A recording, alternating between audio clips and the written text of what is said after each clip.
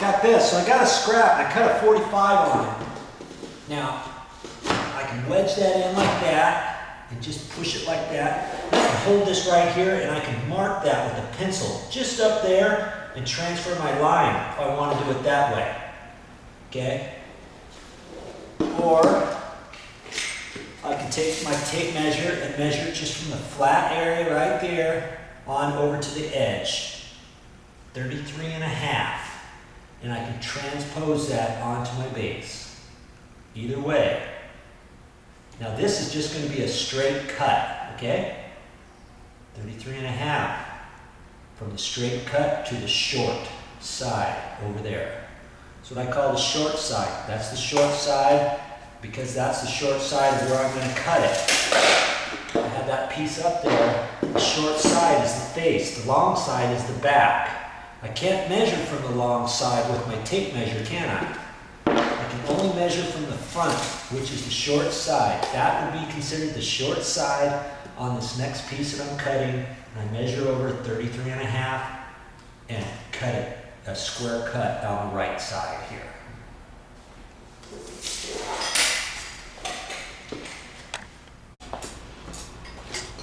Okay, got my piece, 33.5.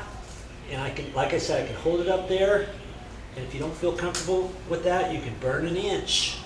And then make sure you go over to 34.5. Okay? And that's where you're going to cut it off.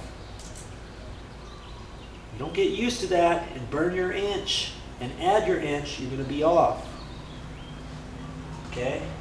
And then sometimes if you work this way, your tape is backwards, it's upside down, so you always have to take that in consideration too. So you're making it 33.5, not 32 and a half or 32 3/4 because you looked at your tape upside down. You know what I mean? Watch what you're doing. You can do it. The more you use an electric saw, the easier it's going to be to use it. I got my mark here. Flip this around, and you just visualize the piece that you just measured and cut. I know this has to come up straight. This time I'm just going to cut straight down. Okay, so I got my pencil mark here. This is an easier one to work with because the blade's up. I can kind of look at it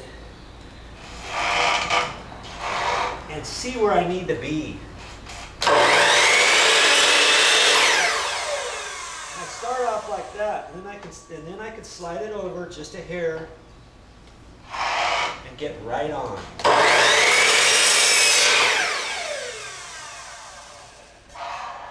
Sometimes when you think you're right on and then you start cutting and you think, oh shoot, I should have been off to the right just a hair.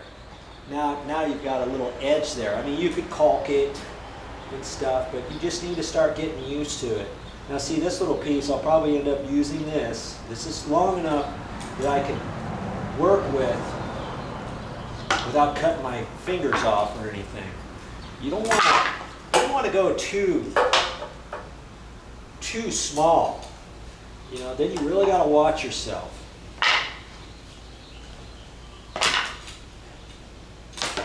Okay, that one should fit now.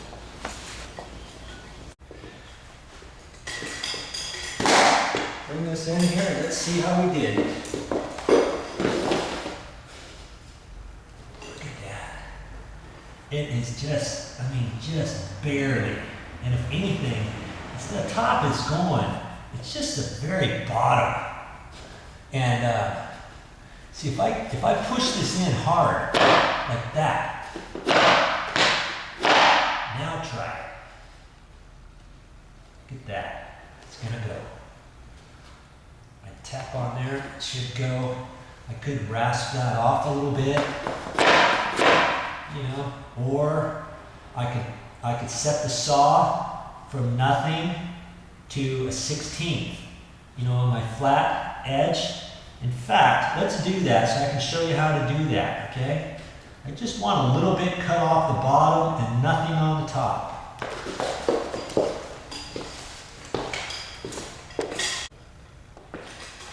Now why would that happen?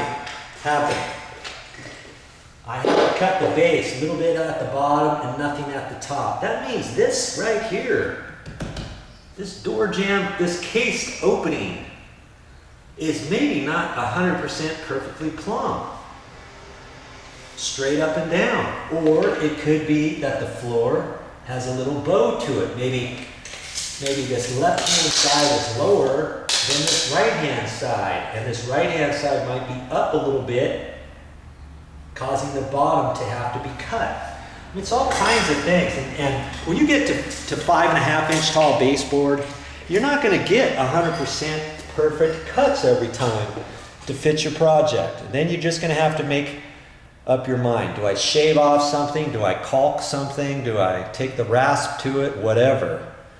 Let's make it look right when you get done.